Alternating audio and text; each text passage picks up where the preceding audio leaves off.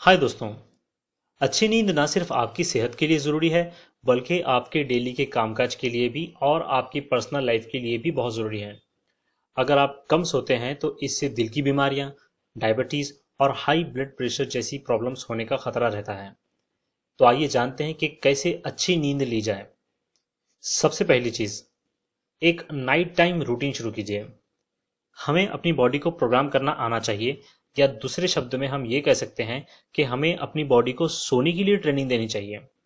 अब ऐसा तो हो नहीं सकता कि आप जब चाहे ऑटोमेटिकली अचानक से सो जाएंगे। आपको सोने से कम 15 मिनट की कोई भी एक रूटीन फॉलो करनी होगी, जिसकी वजह से आपकी बॉडी अपने आप सोने के लिए तैयार हो जाएगी। ये रूटीन कुछ भी हो सकती है, लेकिन हाँ, ये रूटीन आपको रोज फॉलो करनी होगी, जिसकी वजह से आपकी बॉडी को इस रूटीन की आदत लग जाए और आप आसानी से ऑटोमेटिकली सो सकें। रूटीन्स कुछ इस तरह से हो सकती हैं, इनमें से आपको जो अच्छा लगे आप कर सकते हैं। फॉर एग्जाम्पल, शावर लेना आपके ऊपर डिपेंड करता है कि आप गर्म पानी से शावर लें या कुनकुने या फिर ठंडे पानी से शावर लें। आप चाहें तो आप गरम गरम दूध पी सकते हैं स्लोली स्लोली, या अगर आप चाहें तो कोई रिलैक्सिंग एक्सरसाइज कर सकते हैं जैसे मेडिटेशन या जैन, या अगर आप चाहें तो कुछ पढ़ भी सकते हैं। लेकिन हाँ, पढ़ते वक्त एक बात का ध्यान रखें कि पढ़ते वक्त आपके कमरे में ज़्यादा लाइट ना हो।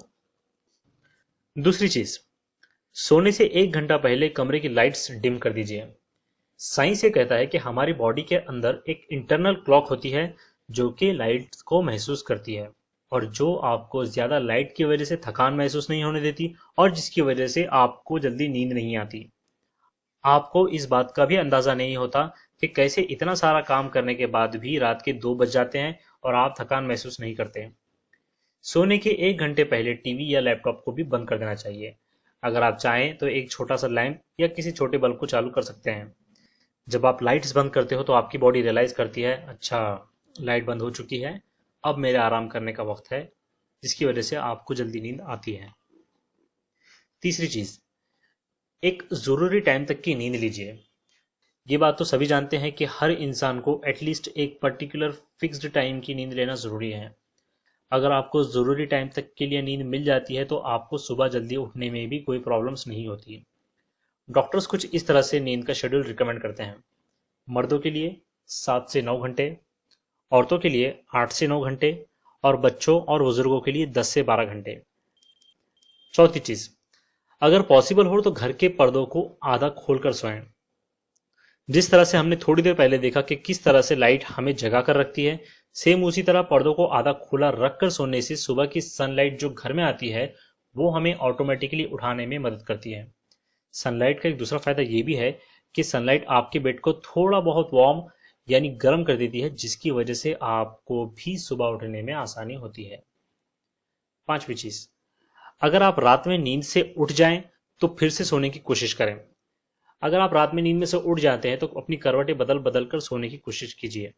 फिर भी अगर 20 मिनट तक आपको नींद ना आए तो उठकर कुछ स्ट्रेचिंग की एक्सरसाइज कीजिए या फिर कुछ पढ़िए, जब तक तब तक कि आपको फिर से नींद ना आए। नोट, बार बार रात में नींद से उठ जाना किसी बड़े हेल्थ प्रॉब्लम की निशानी होती है। अगर आपके साथ ऐसा बार बार होता हो तो किसी डॉक्टर से ज़रूर कंसल्ट कीजिए। छठी और आखिरी चीज़, रूम का टेम्परेचर अपने हिसाब से एडजस्ट करें।